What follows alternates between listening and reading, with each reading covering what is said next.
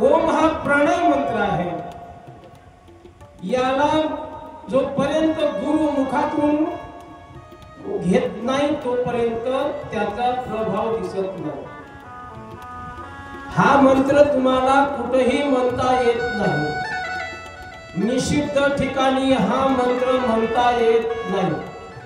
बाकी मंत्र तुम्हाला कुठेही म्हणता येतात, परंतु ज्याला ओम लागलेला आहे तो निषिद्ध ठिकाणी म्हणता येत नाही. कोणी जवळ असताना माळ जपता येत नाही, पवित्र होत नाही, ते अशुद्ध होते, त्याचा पावर चालला जातो. ह्या गोष्टी आहेत, समोर भरपूर आपल्याला सांगायचं आहे. म्हणून शिवजीनं सांगितलं, ब्रह्माजी सृष्टी निर्मिती करा, विष्णू पालन पोषण करा, मी सांभाळतो सर्वांना, चला लागा कामाला. लागले कामाला.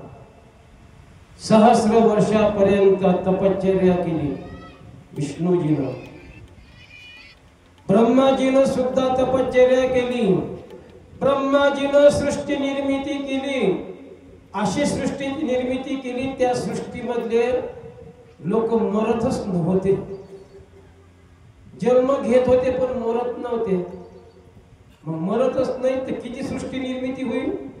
एकामेकाच्या अंगावर नाही का बसायचं असलं तर बसले असते, नाही का? सृष्टी कमी पडली असती, निर्मिती जास्त असती. सृष्टी कमी, निर्मिती जास्त, नाही का?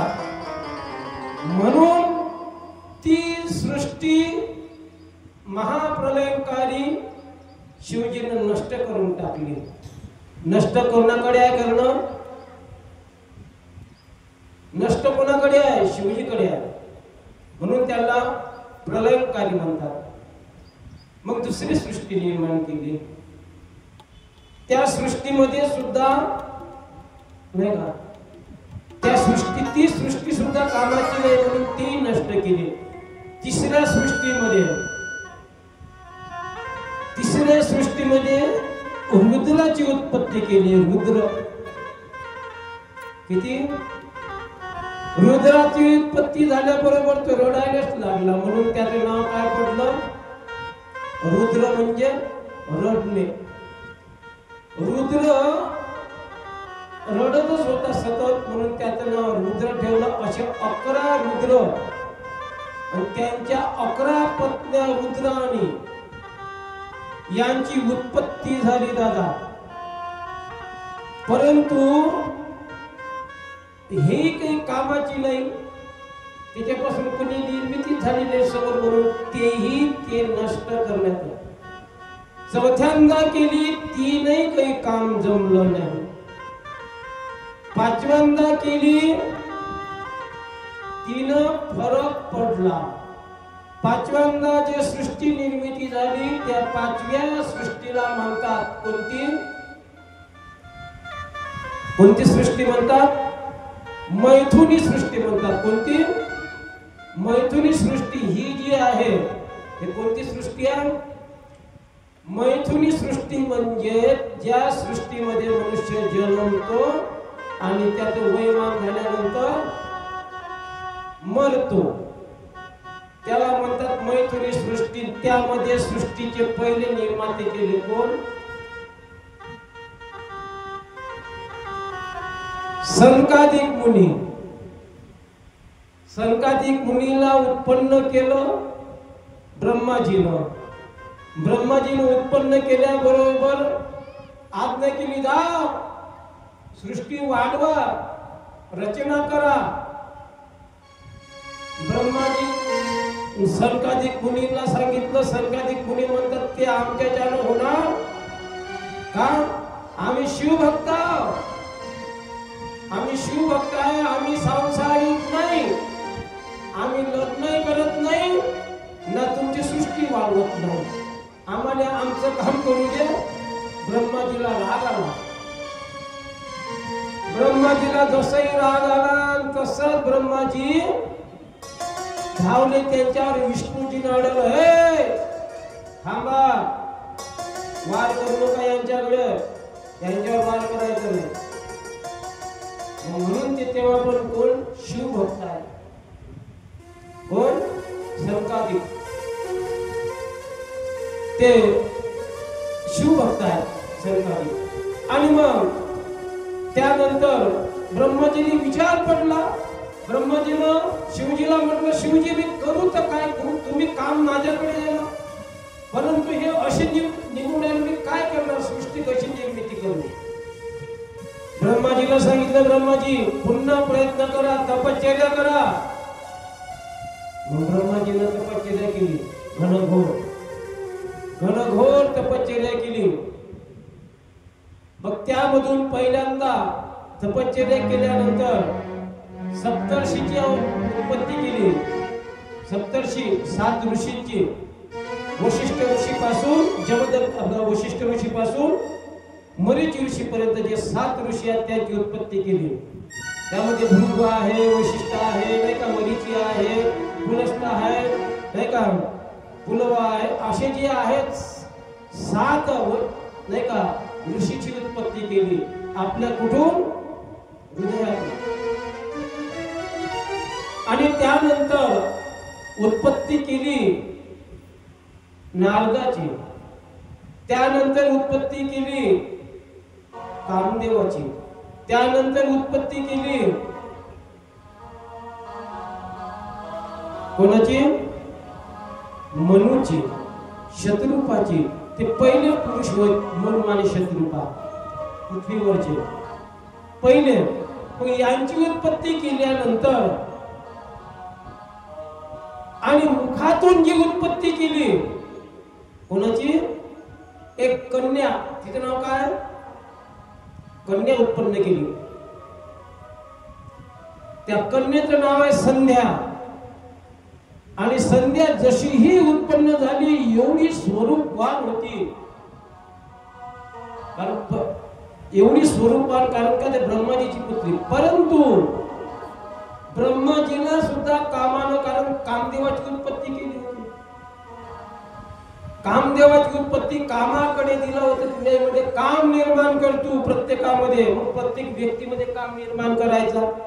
त्यानं पहिल्यांदा उपयोग आपल्या बापावरच केला ब्रह्माजीवर. मग ब्रह्माजीवर कामाचा उपयोग केल्यामुळं जशी ही मुखातून उत्पन्न झाली तशी एवढी स्वरूपवान होती. त्या ब्रह्माजीची कुदृष्टी त्या संध्येवर आपल्या, त्यामुळं ते ब्रह्माजी त्या कन्येच्या मागे लागले. हे शिवजीला दिसलं. शिवजीला जसं दिसलं, शिवजीना तिथं प्रगट झाले. शिवजीला सांगितलं, हे ब्रह्मा काय करतोस, तुझ्याकडे एवढं मोठं कार्य दिलं, तू काय करतोस, लोक काय म्हणतील, काय धडा घेतील तुझ्याकडून, तर हो बाजूला. अपमान झाला ब्रह्माचा. हे रुद्रसंहिता सृष्टीखंड आहे. अगोदर विद्येत जी सांगितली गेलेली आपण, ह्या ज्या संहिता 7 संहिते आहेत, हे रुद्र संहितेमध्ये सृष्टीखंड. विद्येश्वर संहिता पहिल्यांदा सांगितली तुम्हाला मी. हा सृष्टीखंड पहिला चालू आहे. आलं का लक्षात? तर हा उत्पत्ती म्हणजे सृष्टीखंड आहे हा. तर त्यामध्ये सांगितलं त्याला मागं वाटलं, परंतु जेव्हा असं होते तेव्हा माणसाला अपमान वाटते. ब्रह्माजीला असं वाटलं का एवढी मोठी सृष्टी निर्मिती मी केली, मला खजील व्हावं लागलं. त्याला वाईट वाटल्यामुळं माझ्यावर कोण वार फेकला, हा माझ्याच मुलानं वार फेकल्यामुळं त्या कामदेवाला ब्रह्मदेवानं श्राप दिला. कोणता श्राप दिला? हे कामदेवा, तुला मी उत्पन्न केलं आणि माझ्यावर तू वार फेकला, तू जा, तुला श्राप देतो. याच ठिकाणी, ज्या ठिकाणी मी मला खजील धरून आणि याच ठिकाणी शिवजीच्या कोपानं तू भस्मसात होऊन जाशील.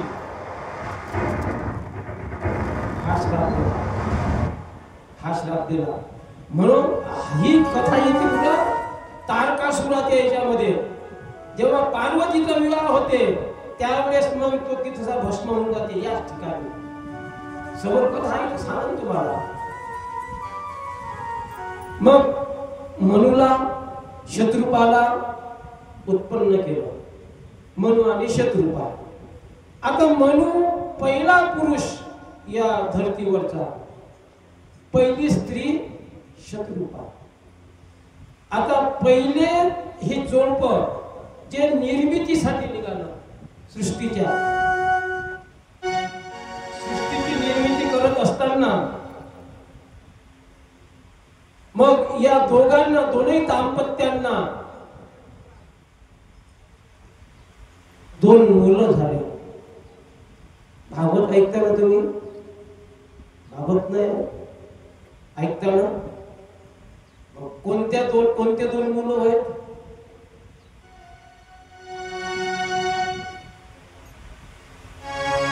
थोड्या बदामा वाढवा खाण्या म्हणजे बुद्धी वाढल तुमची. बदाम खाल्ल्याने आम्हाला सांगतात, गुरुजी सांगत होते, बदाम खाल्ल्यानं आपली बुद्धी काय होते? वाढते. तुम्हाला बुद्धी वाढवायची तुमचे गुरुजींनी जाऊन सध्या मी सांगतो तुम्हाला.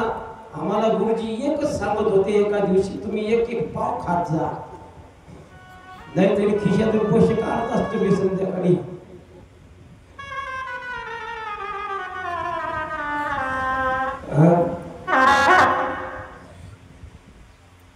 असो, तर दोन मुलं जन्माले आले, मनु आणि शत्रुपा. तर एक मुलगा आहे त्याचं नाव आहे प्रियवत, दुसरा आताही नाही कळलं उत्तानपाद, दुसरा आहे उत्तानपाद.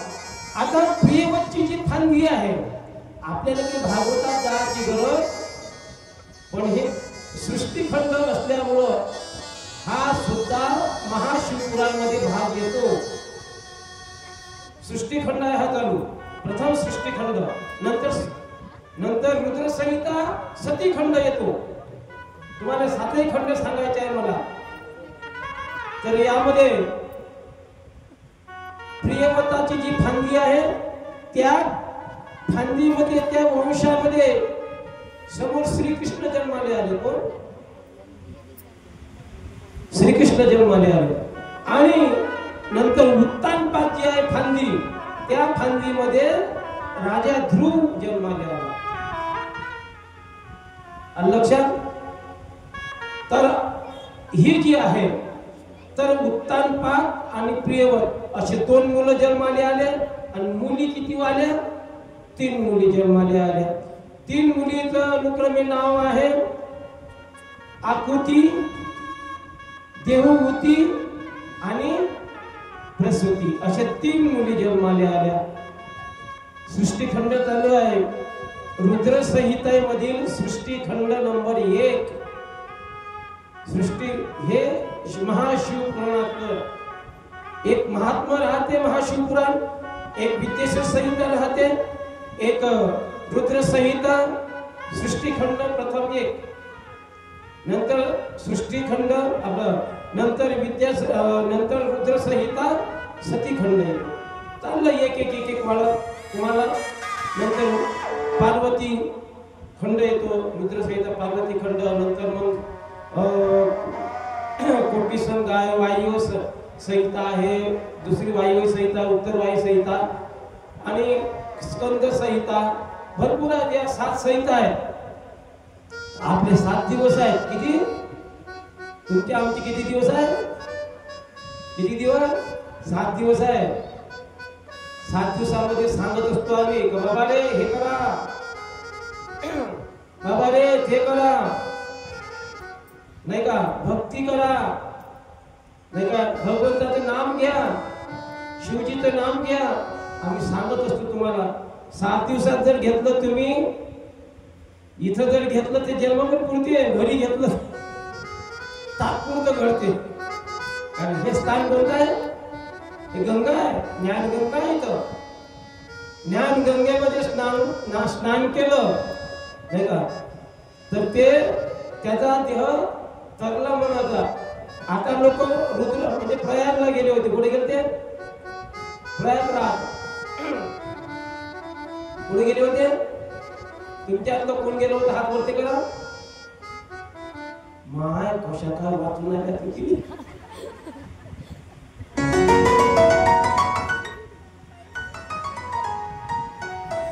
आल्या ना. मी म्हटलं तुम्हाला कशा काय वाचून आल्या. जर वाचून नसते आल्या तुम्ही तर याच्यासारखं पुण्यच कोणतं केलं. तिथं जर गेला माणसाचं पुण्य किती असेल, किती पुण्य असेल. का तिथं जाऊन मृत्यू येणे म्हणजे काही साधारण पुण्य आहे का? हो, साधारण पुण्य म्हणता तुम्ही. आम्ही तिथून वाचून आलो काहीतरी नाही का, आपण याला पुण्य समजून आलो. पण तिथं जाऊन जर गेला तर याच्यासारखं पुण्यच नाही म्हणतो नाही का. तर हे पुण्य आहे. तर शिवजीचं महात्मा, शिवजी बरं प्रयागराजला महत्व काय आलं माहिती आहे तुम्हाला? सांगा बरं. तुम्ही गेले होते तर काय महत्व आहे? प्रयागराजला गेले होते तुम्ही, काय महत्व आहे? प्रयागराजला एक महत्व आहे का ज्यावेळेस तिथं कोणता संगम आहे? हा कोणता? गंगा आणि जमुना, बरोबर. आणि तिसरी ते काही दिसत. दोन नदीचं सांगतो मी तुम्हाला. तिथं प्रयागराज का म्हणतात त्याला. तिथं यमुना नदी आहे. यमुना कोण आहे? भगवंताची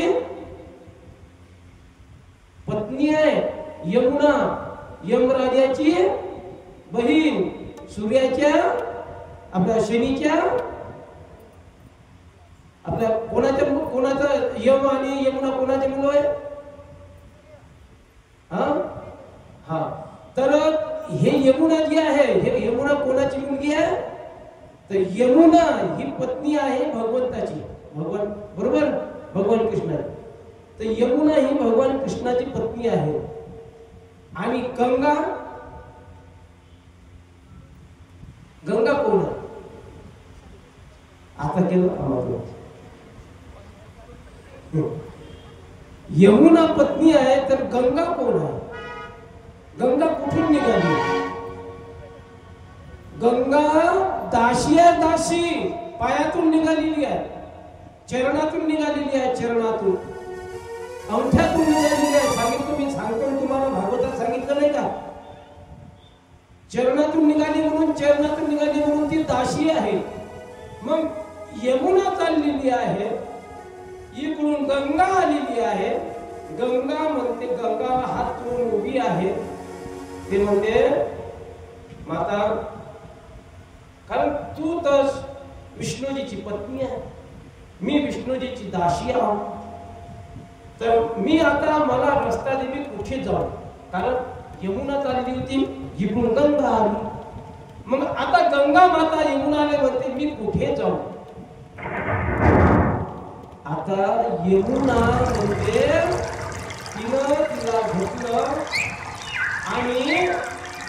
आणि जे भगवंताची चरणाची दासी आहे तिला आपल्या गळ्यात लावलं, आलिंगन दिलं तिला. बघा एवढा पाहिजे त्याग. आलिंगन दिलं गंगेला, यमुना जीवन. आणि आलिंगन दिल्यानंतर हे गंगा, इथपर्यंत माझं नाव होतं, प्रयागराज पर्यंत समोर तुझं नाव लागलं. हा म्हणतो त्याग, याला म्हणतात त्याग. समोर स्वतःचं नाव खुंटून टाकलं यमुनाजीनं. नाव कोणाचं दिलं? गंगेचं दिलं. गंगेचं जा. आणि तेच आहे जो भगवंताला आलिंगन देत असेल ना, तो स्वतःचं नाव खुंटून तुमचं नाव मोठा करणारा माझा शिव भोला आहे. म्हणून भोला शंकर, महादेव भोळा शंकर, शिरावर जटाचा भार, जटा सोडल्या त्यानं गंगा वाहे जटातून. महादेव भोळा शंकर असा भोळा आहे तो. स्वतःचं नाव कमी करून दुसऱ्याचं नाव मोठं करणे त्याला म्हणतात. त्या आपल्या